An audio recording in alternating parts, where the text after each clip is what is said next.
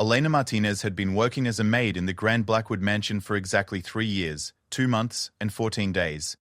She counted every single day because each one brought her closer to saving enough money to return to her home country of Colombia and reunite with her elderly mother. The mansion belonged to Alexander Blackwood, a billionaire businessman who owned a chain of luxury hotels across Europe and North America. People in the small town of Millbrook called him the Night King because of his mysterious nature and the way he conducted most of his business dealings after dark. Elena had only seen Mr. Blackwood a handful of times during her employment. He was a tall, imposing man in his early 30s, with dark hair and piercing blue eyes that seemed to look right through people. Most of the staff whispered that he was cold and ruthless, but Elena had never had any direct interaction with him to form her own opinion.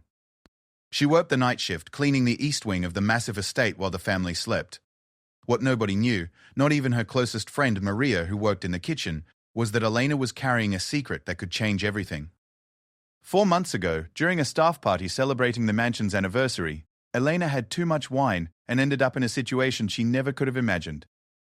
She woke up the next morning in one of the guest rooms with fragmented memories and a terrible headache. The only thing she remembered clearly was a pair of blue eyes and gentle hands that contrasted sharply with the cold reputation of the man she believed them to belong to. When Elena discovered she was pregnant weeks later, she was terrified. The local doctor in town, Dr. Sarah Williams, delivered news that shocked her even more. She was carrying quadruplets. 4 babies. Elena had no idea how she would manage, but she was determined to keep them. She had grown up without a father and knew the pain of an incomplete family. These children would have their mother's love even if their father remained unaware of their existence. Elena managed to hide her pregnancy for months with loose clothing and careful positioning. The other staff members noticed she had gained weight, but assumed it was from eating too much of Cook's delicious food. As her belly grew larger, hiding became more difficult. But Elena was resourceful. She rearranged her work schedule to clean areas where she was less likely to encounter other people, and she always wore her largest apron. On this particular November night, Elena was in the nursery on the 3rd floor, a room that hadn't been used in years. The previous owner of the mansion had children, and the room still contained beautiful antique cribs and toys. Elena often found herself drawn to this room, imagining what it would be like when her own babies arrived. She was 7 months pregnant now, and Dr. Williams had warned her that quadruplets often arrived early.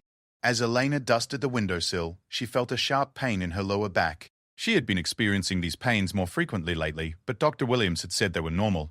Elena continued working, humming softly to herself as she often did.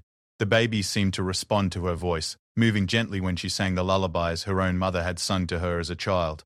The mansion was particularly quiet tonight. Mr. Algol. Blackwood had left for a business trip to London 3 days ago and wasn't expected back for another week. His absence always made the house feel different, less tense, more relaxed. The other staff members would laugh more freely and take longer breaks when the master of the house was away. Eleanor was reaching to dust a high shelf when another sharp pain hit her. Stronger this time. She gripped the edge of the changing table and breathed deeply, waiting for it to pass. As the pain subsided, she noticed something that made her freeze with fear. A wet warmth spreading down her legs. Her water had broken. Panic surged through Elena as she realized she was going into labor, alone in the mansion with only a skeleton crew of night staff. The nearest hospital was 30 minutes away, and she didn't have a car. Her friend Maria had left for the evening, and the security guard, James Patterson, was making his rounds on the other side of the property. Elena managed to make her way to the small staff bathroom adjacent to the nursery. The contractions were coming faster now, and she knew with growing certainty that these babies were not going to wait for a hospital delivery. She had heard stories of women giving birth unexpectedly, but she never imagined it would happen to her, especially not with 4 babies. Using towels from the linen closet, Elena tried to make herself as comfortable as possible on the bathroom floor. She had taken some basic first aid courses when she first started working at the mansion, but nothing had prepared her for this moment. The pain was overwhelming, but Elena forced herself to stay calm for the sake of her children. The first baby arrived after what felt like hours but was probably only 45 minutes. A tiny girl with dark hair and the strongest cry Elena had ever heard.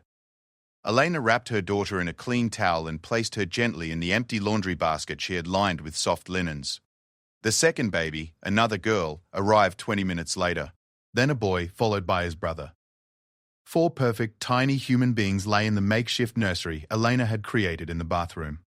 They were small but appeared healthy, their cries filling the previously silent mansion with the sound of new life. Elena was exhausted but filled with an indescribable love as she looked at her children. Sophia, Isabella, Diego, and Miguel, names she had chosen months ago while dreaming of this moment.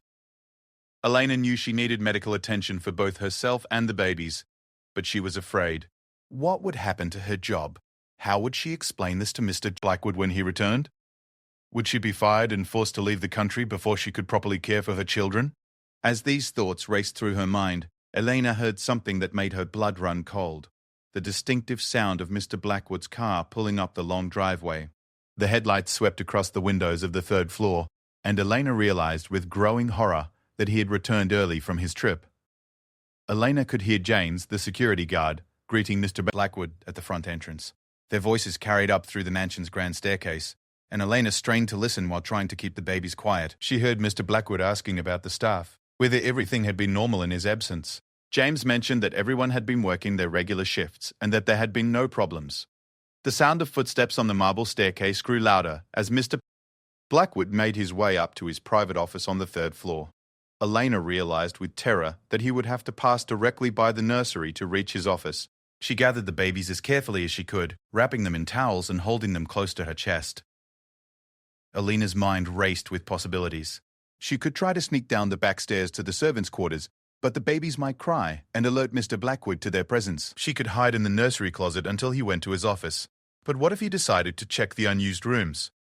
She could try to explain everything, but how do you tell your employer that you've just given birth to quadruplets in his mansion without him knowing you were pregnant? The footsteps stopped directly outside the nursery door. Elena held her breath, trying to will the babies to remain silent. For a moment, there was complete quiet. Then she heard the door handle turn slowly, and the door creaked open. Mr. Blackwood stepped into the room, still wearing his expensive black suit from his flight. His dark hair was slightly disheveled from travel, and he looked tired. He reached for the light switch, and Elena knew there was nowhere to hide.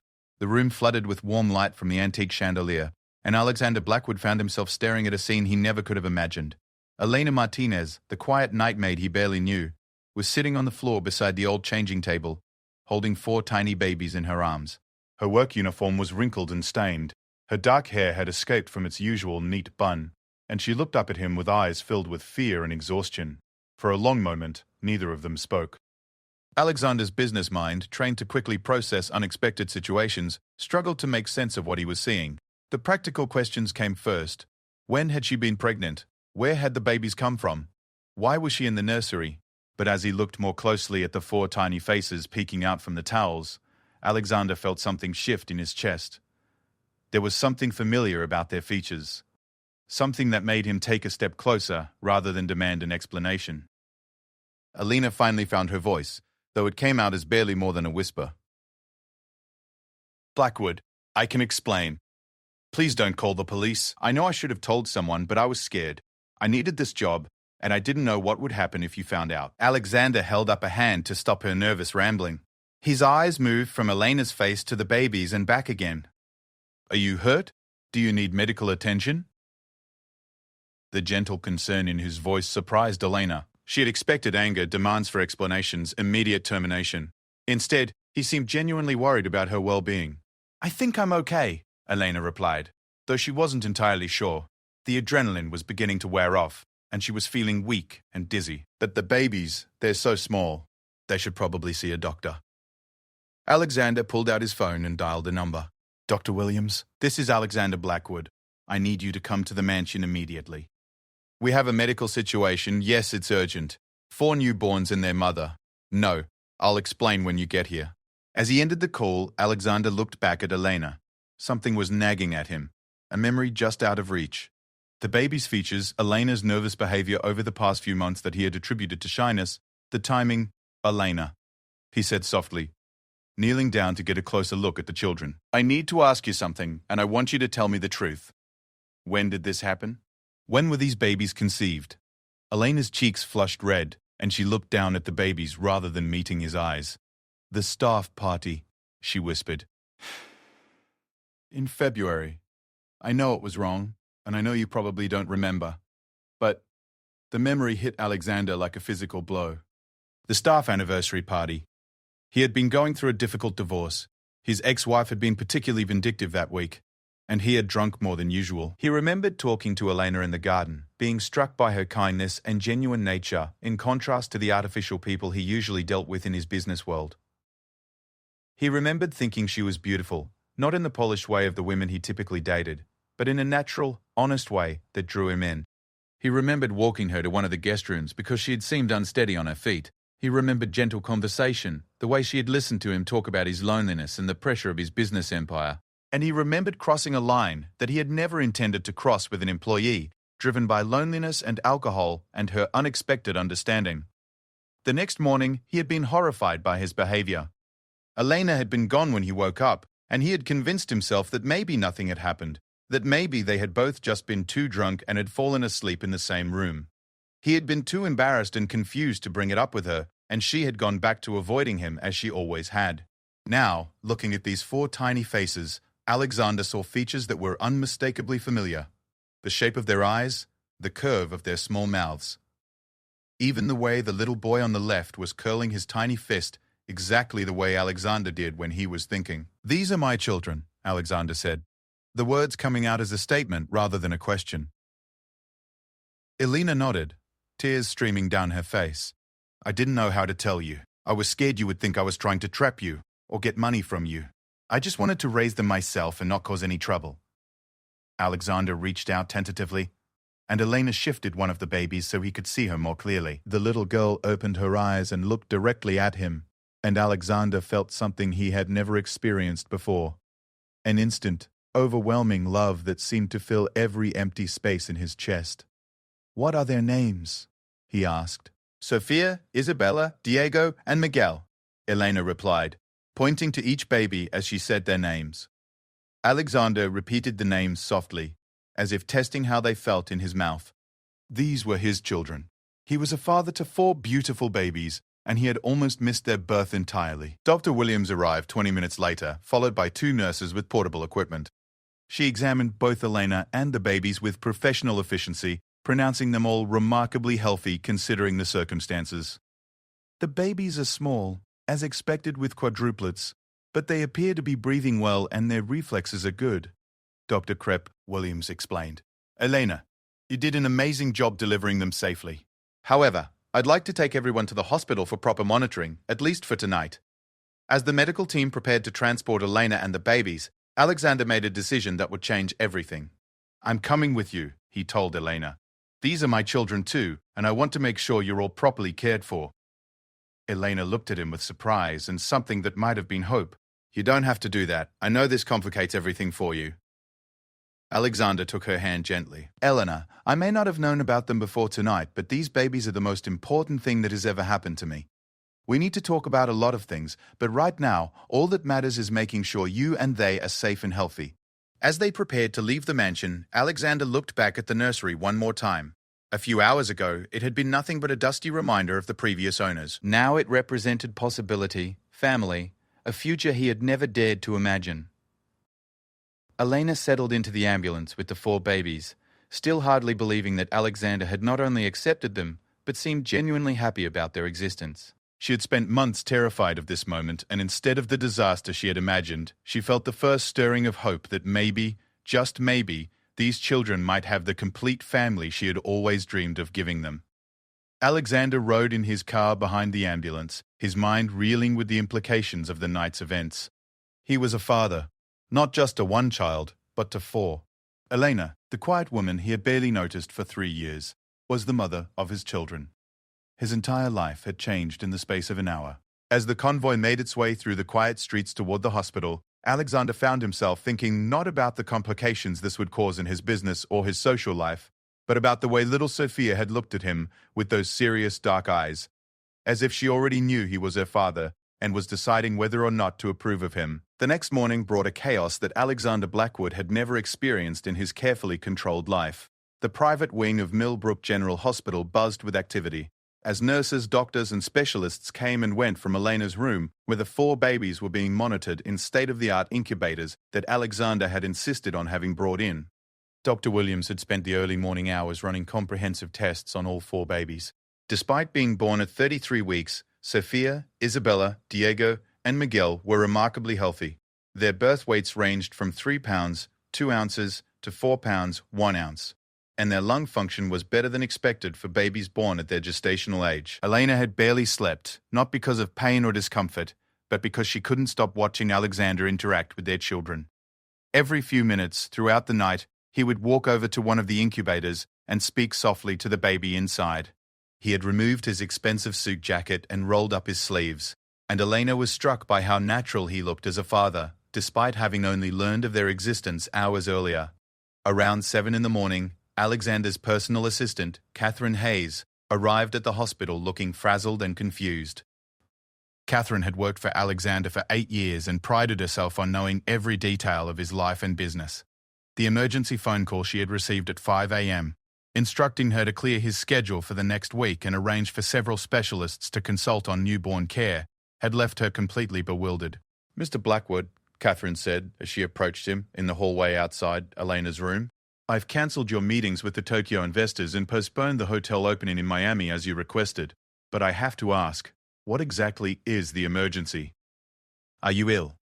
Alexander looked at Catherine, realizing he was about to share news that would shock not just her but his entire professional and social circle. "Catherine, I need you to sit down for this."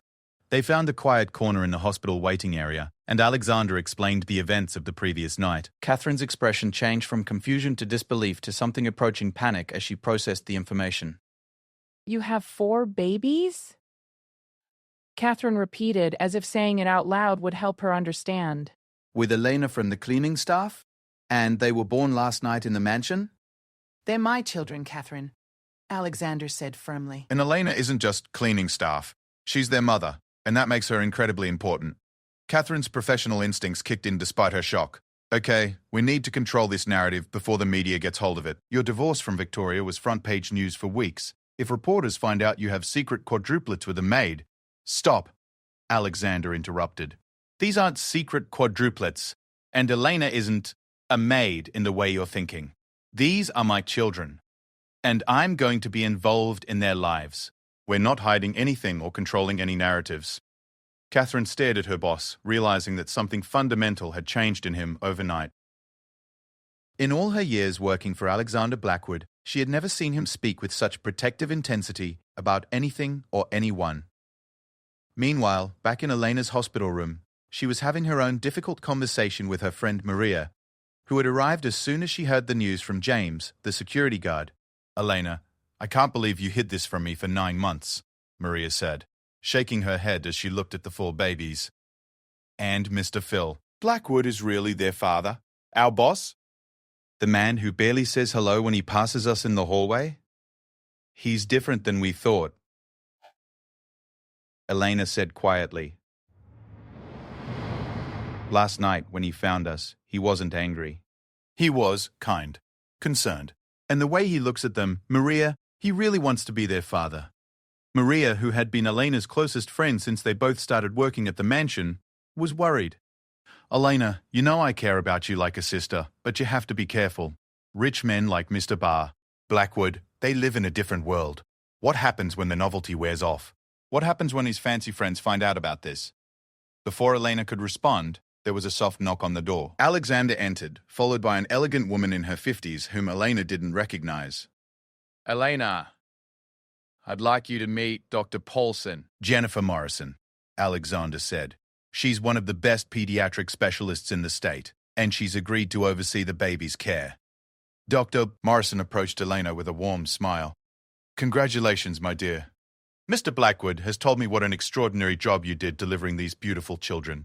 I've reviewed all their test results, and I'm very pleased with how well they're doing." Elena felt overwhelmed by the level of care Alexander was arranging. In Colombia, she had grown up with basic medical care at best. The idea of having the state's top pediatric specialist caring for her babies felt surreal. "Mr. Blackwood," Elena said hesitantly, "this must be very expensive. I can't pay for this level of care." Alexander pulled a chair beside her bed. "Elena, these are our children. Money is not a concern when it comes to their health and well-being. But I want you to know that I'm not doing this to control you or them. I want to be involved because I want to be their father, not because I feel obligated." Dr. Morrison spent the next hour examining each baby and explaining their care plan to both Elena and Alexander. She recommended that they stay in the hospital for at least a week to monitor their development and ensure they were feeding properly. The good news, Doctor, Morrison concluded, is that these babies are fighters. Quadruplets born at 33 weeks often face significant challenges, but your 4 are showing remarkable resilience. After Dr. Bryan, Morrison left, Alexander and Elena found themselves alone with the babies for the first time since the previous night. The morning sunshine streamed through the hospital room windows, casting a golden light over the 4 incubators. Elena, we need to talk about what happens next, Alexander said gently. I want to be clear about my intentions. These children are mine, and I want to be a real father to them. But I also want to make sure you feel comfortable with whatever arrangements we make.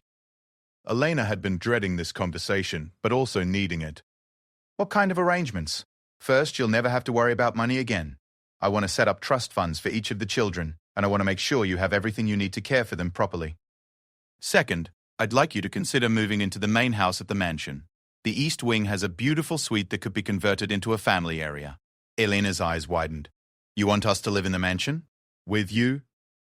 I want to be part of their daily lives, Alexander explained.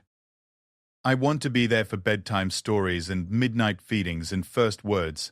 I missed their birth by mere minutes. I don't want to miss anything else. The offer was more than Elena had ever dared to hope for, but it also terrified her. Alexander, I'm grateful for everything you're doing, but I need you to understand something. I won't be your employee anymore if we do this. I won't be the maid who lives upstairs with your children.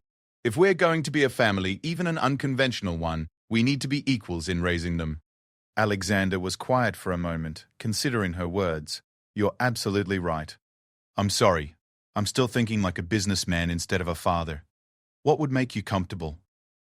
I want to contribute, Elena said.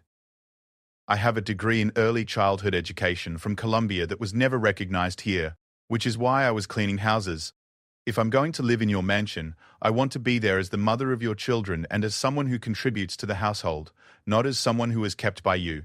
Alexander felt a surge of respect for Elena that he hadn't expected. Even in this vulnerable situation, she was maintaining her dignity and independence.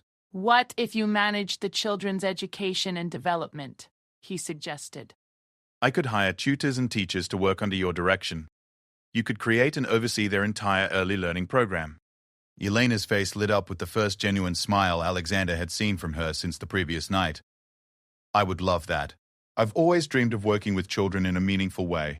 Their conversation was interrupted by a commotion in the hallway. Through the window, Alan could see several people with cameras and notepads gathering near the elevator. Alexander noticed them too and swore under his breath. God! The media found out. Catherine must not have been able to contain this after all. A hospital administrator knocked on the door and entered looking apologetic. Mr. Blackwood, I'm sorry, but we have reporters asking questions at the front desk. They somehow learned about the babies being born here. Elena felt panic rising in her chest. What will they say about me? About the children? Alexander stood up, his business persona reasserting itself. They won't say anything because they won't get any information. Elena, I want you to stay here with the babies. I'm going to handle this. But before Alexander could leave the room, his ex-wife Victoria Blackwood swept in, followed by her lawyer, Martin Cross. Victoria was a stunning blonde woman in her early 30s, dressed in an expensive designer outfit that probably cost more than Elena made in 6 months. Well, well, Victoria said, her voice dripping with false sweetness. Alexander, darling, imagine my surprise when I read about your new family in this morning's society blog. 4 babies, with the help, how? Quaint. Elena felt her cheeks burn with humiliation, but Alexander stepped protectively between Victoria and the hospital bed. Victoria, you need to leave, now. Oh, I don't think so, Victoria replied, examining her perfectly manicured nails. You see, our divorce settlement included clauses about any children you might have.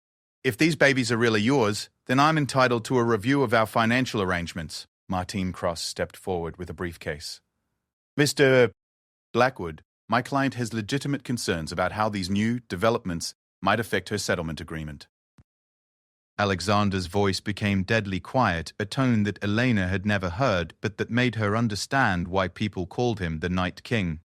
If you think you can use my children as leverage for more money, you're making a serious mistake. Victoria walked closer to the incubators, peering at the babies with theatrical curiosity. They're so tiny, aren't they? Premature babies can have so many problems. It must be such a burden for you, Alexander. All that medical care, the special needs they might have.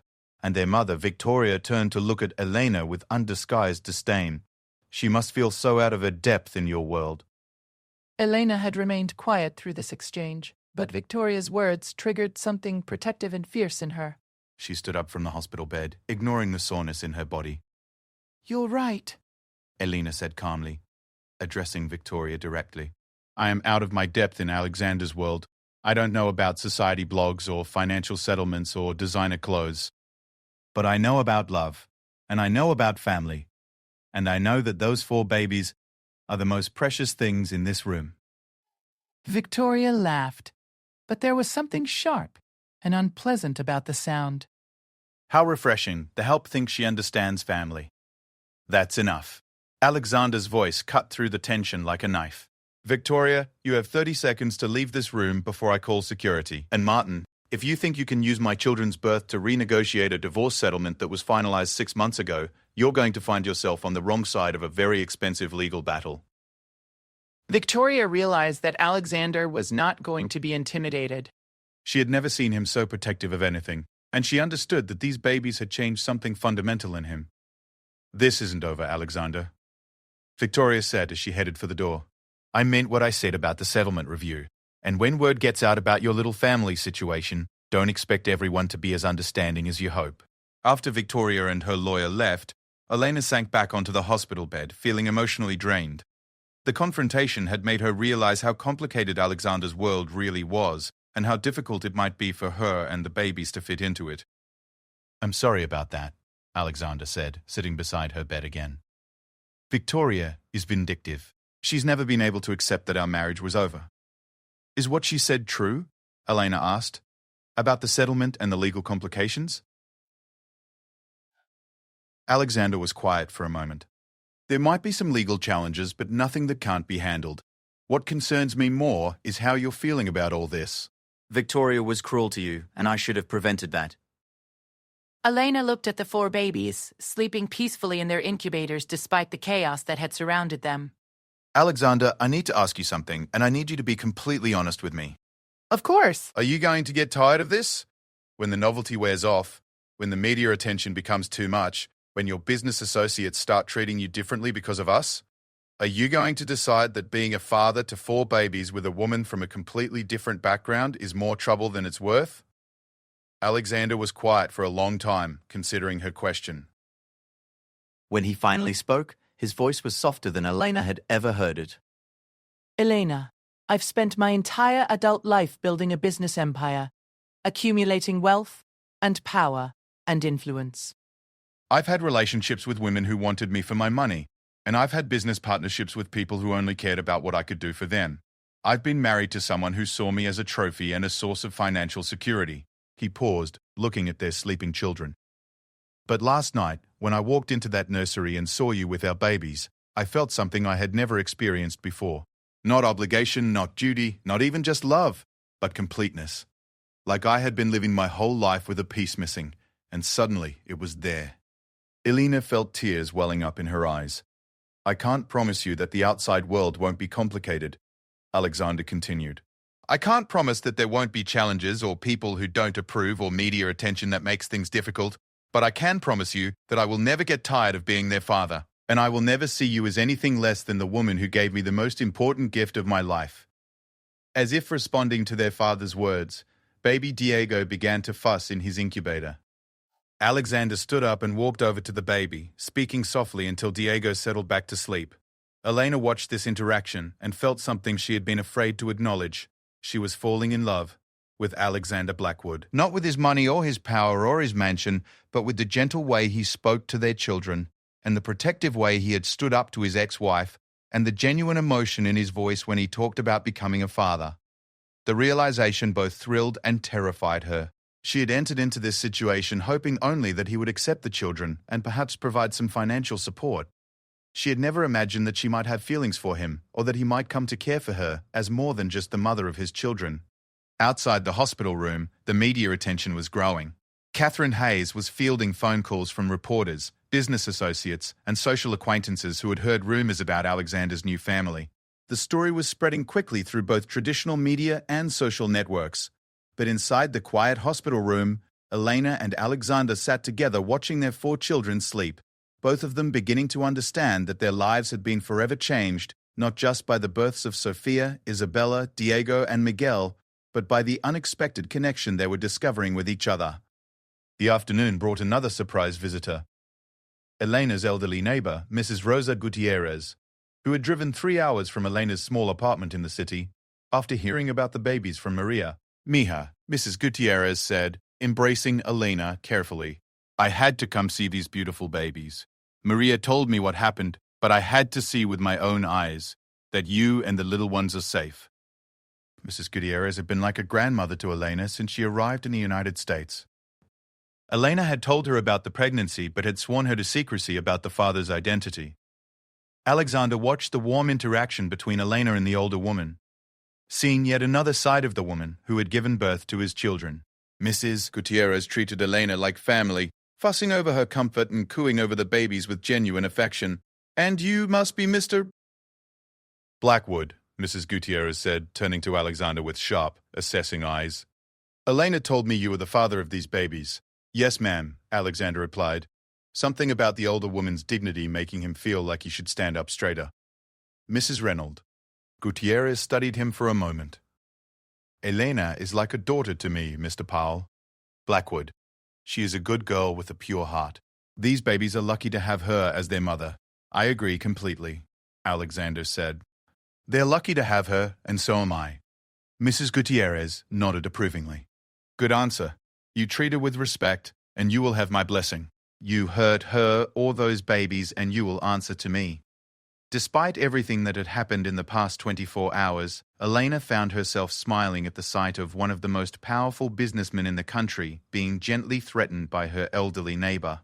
As the day wore on, Elena and Alexander fell into a natural rhythm of caring for the babies together. They took turns feeding them, changing them, and simply sitting beside the incubators talking to them. Alexander had an intuitive understanding of what each baby needed, as if he had been caring for them their entire lives rather than just discovering their existence the night before.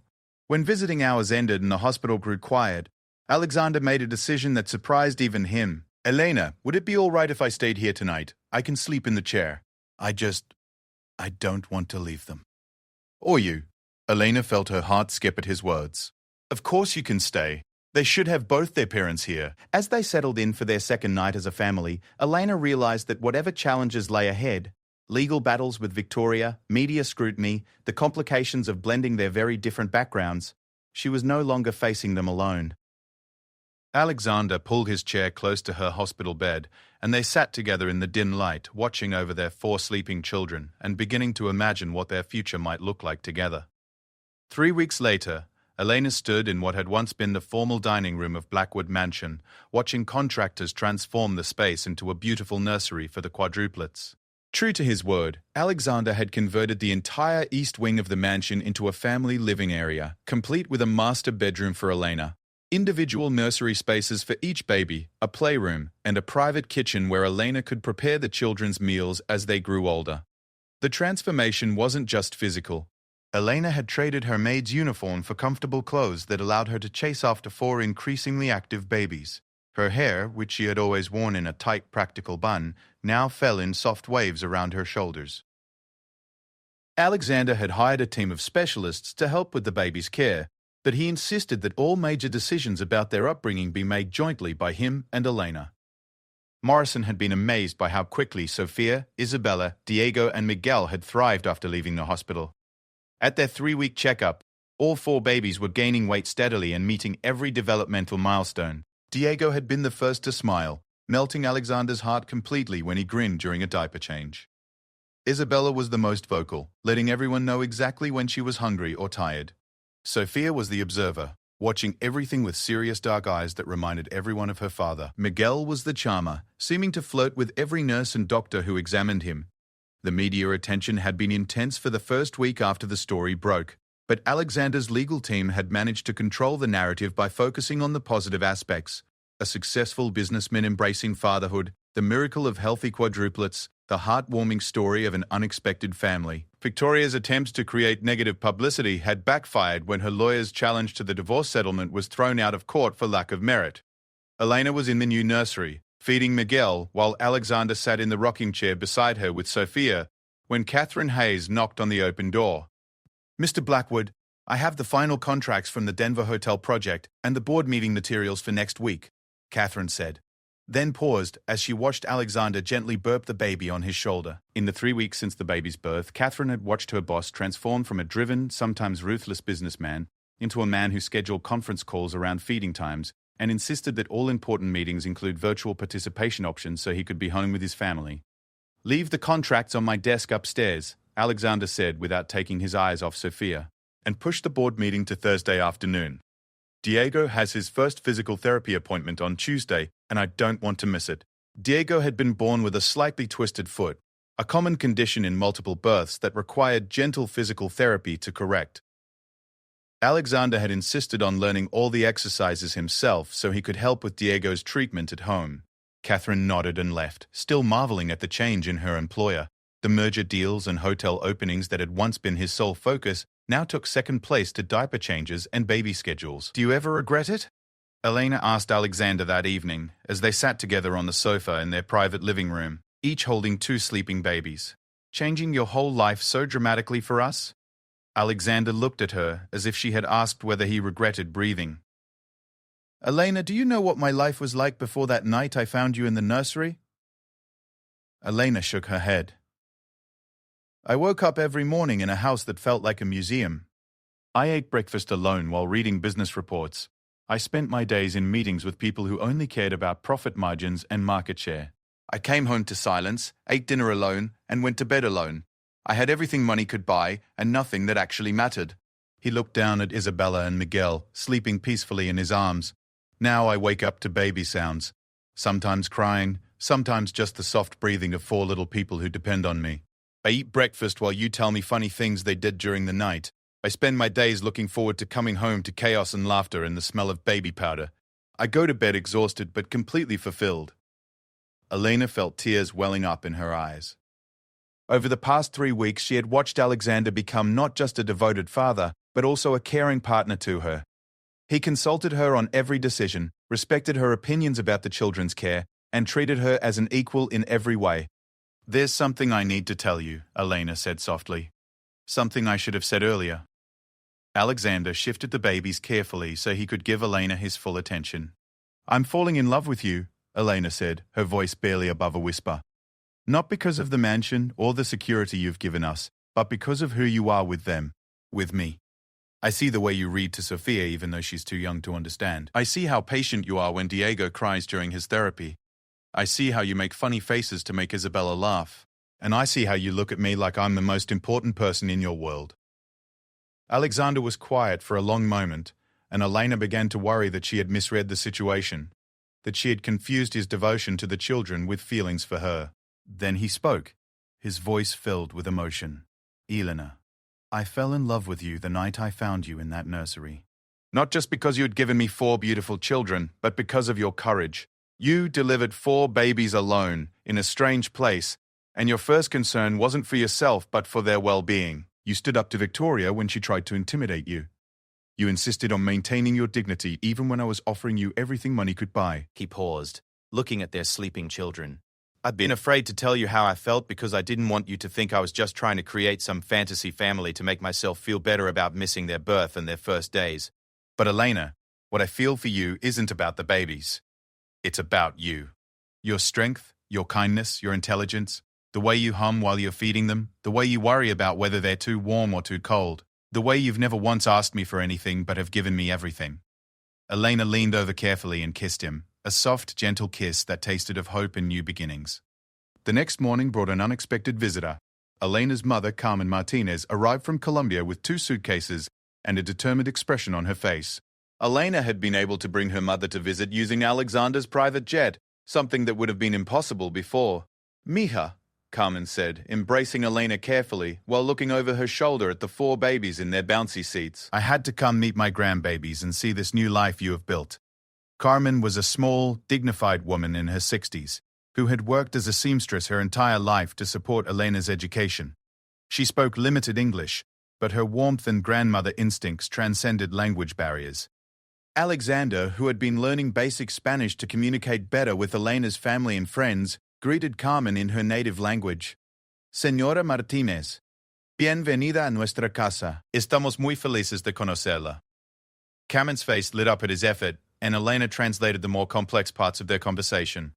By the end of the first day, Carmen was treating Alexander like a son, fussing over him the same way she fussed over Elena and the babies. Your mother likes him, Maria observed to Elena, as they watched Carmen teach Alexander how to properly swaddle Miguel. That's a good sign. Your mama never liked any of the boys you dated in Colombia. He's not like anyone I ever dated, Elena replied, watching Alexander patiently practice the swaddling technique until Carmen nodded her approval. He's extraordinary. 2 months after the baby's birth, Alexander made a decision that surprised everyone, including himself. During the monthly board meeting of Blackwood Industries, he announced that he was stepping back from day-to-day operations to focus on his family. I'll remain as chairman of the board, he explained to the stunned executives. But I'm promoting James Morrison to CEO. The company is strong, our management team is excellent, and I want to be present for my children's early years in a way that constant travel and long work hours won't allow. The business world was shocked by the announcement. Alexander Blackwood had built his empire through relentless focus and personal involvement in every major decision. The idea of him stepping back to be a hands-on father was unprecedented, but for Alexander, the decision felt completely natural.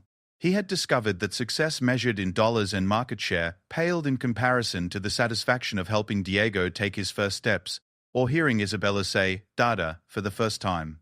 Elena had initially worried about Alexander giving up so much of his business focus for them, but she gradually realized that he wasn't giving anything up. He was gaining something he had never known he wanted. The family settled into a routine that worked for everyone. Elena managed the children's education and development programs, working with tutors and specialists that Alexander hired, but letting Elena direct their activities. Alexander handled the business side of their lives but remained intimately involved in every aspect of childcare. Carmen decided to stay in the United States permanently, moving into a beautiful cottage on the mansion grounds where she could be close to her grandbabies but still maintain her independence. She became the family's unofficial grandmother, teaching the children Spanish lullabies and cooking traditional Colombian meals that reminded Elena of home. By the time Sofia, Isabella, Diego, and Miguel reached their first birthday, they were thriving in ways that amazed everyone who met them. Sofia was walking and had an extensive vocabulary for a 1-year-old. Isabella was the athlete of the group, climbing everything she could reach and showing no fear of new challenges. Diego's foot had healed completely, and he was the musician, always gravitating toward any toy that made noise. Miguel was the socialite, charming everyone he met with his ready smile and outgoing personality.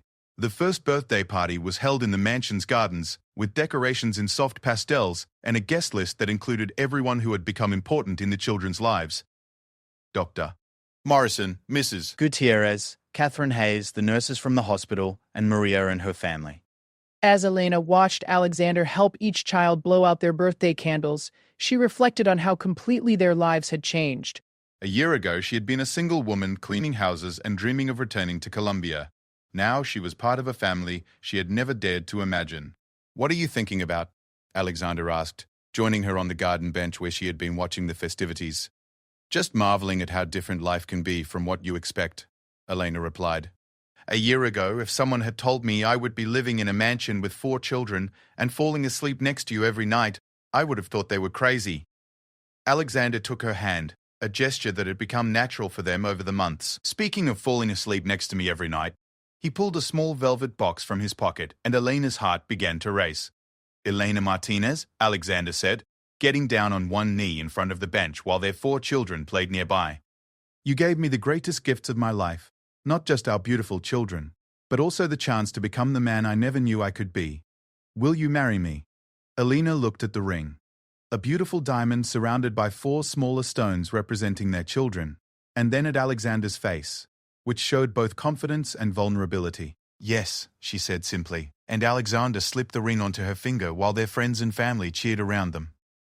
As they kissed, Sophia toddled over and pulled on Alexander's pant leg, demanding attention. He scooped her up while Elena gathered Isabella, and soon all 4 children were clustered around their parents, creating the kind of family moment that Elena had dreamed of her entire life. The wedding took place 3 months later in the mansion's gardens, with the quadruplets serving as the world's youngest bridal party. Sophia and Isabella wore tiny white dresses and scattered flower petals with more enthusiasm than accuracy. Diego and Miguel wore miniature versions of their father's tuxedo and charmed everyone by clapping at inappropriate moments during the ceremony. Elena wore her mother's wedding dress, which Carmen had carefully altered to fit her perfectly. Alexander's eyes filled with tears when he saw her walking down the aisle between the rose gardens, carrying a bouquet of white roses and baby's breath. The ceremony was small and intimate, including only the people who had become their chosen family. Dr. Morrison served as Elena's matron of honor, while Alexander's business partner James Morrison stood as his best man. When the minister pronounced them husband and wife, the quadruplets began to clap and babble excitedly, as if they understood that this ceremony made official what had already become true in their hearts. They were a family. As the sun set over their wedding reception, Elena and Alexander danced to a Spanish love song that Carmen had taught them, while their 4 children played with their grandmothers on a blanket nearby. "Do you think they'll remember any of this?" Elena asked, looking at Sophia. "Isabella, Diego, and Miguel?" "They won't remember the wedding," Alexander replied, "but they'll grow up knowing that their parents chose each other and chose this family. They'll know that love doesn't always happen the way you expect it to, but when it does happen, it can change everything." Elena leaned her head against Alexander's shoulder as they swayed to the music, surrounded by the laughter of their children and the warmth of the people they loved. 2 years later, Elena would publish a children's book about 4 baby birds who found their way to the perfect nest, inspired by her own children's story. Alexander would discover a passion for philanthropy, focusing on programs that supported single mothers and early childhood education. Sophia would become fluent in 3 languages by age 4. Isabella would win her first gymnastics competition at age 5. Diego would compose his first song at age 6. Miguel would organize his first charity fundraiser at age 7. But on this perfect evening, with their children playing at their feet and their future stretching out before them like an endless garden, Elena and Alexander simply danced and marveled at the beautiful unpredictability of love. The Night King had found his queen, and she had given him not just a kingdom, but a home filled with the kind of joy that no amount of money could ever buy. What Elena had witnessed when Alexander first saw his children had indeed stunned her, not because he rejected them, as she had feared, but because she saw a powerful man transformed by love into something even more powerful, a devoted father and husband who understood that the greatest success in life wasn't measured in business accomplishments, but in the laughter of children and the love of family. As the stars appeared overhead and their children finally began to yawn with exhaustion, Elena and Alexander gathered Sophia, Isabella, Diego, and Miguel in their arms and walked together toward the mansion that had become their sanctuary, their home, and the place where their unexpected love story continued to unfold with each passing day.